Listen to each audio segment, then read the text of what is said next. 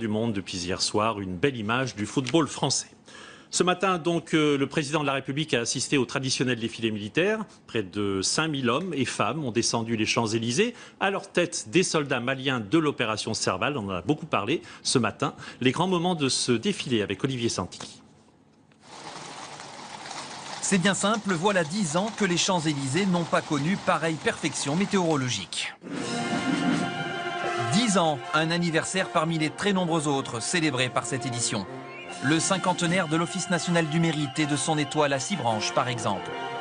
Les 60 ans de la patrouille de France qui ouvre la séquence aérienne juste avant l'A400M, dont c'est la première participation. Il y a aussi les 50 ans du traité de l'Elysée, honoré par le survol d'Eurofighters allemands.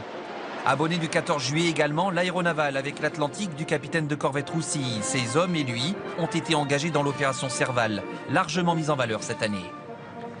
Notamment avec de très nombreux soldats africains, du Mali, de Côte d'Ivoire, du Tchad.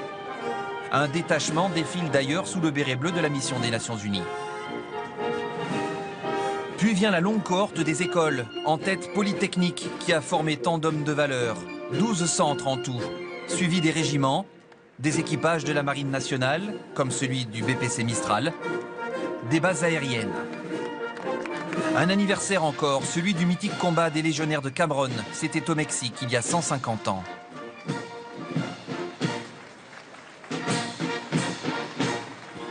Place ensuite aux troupes motorisées.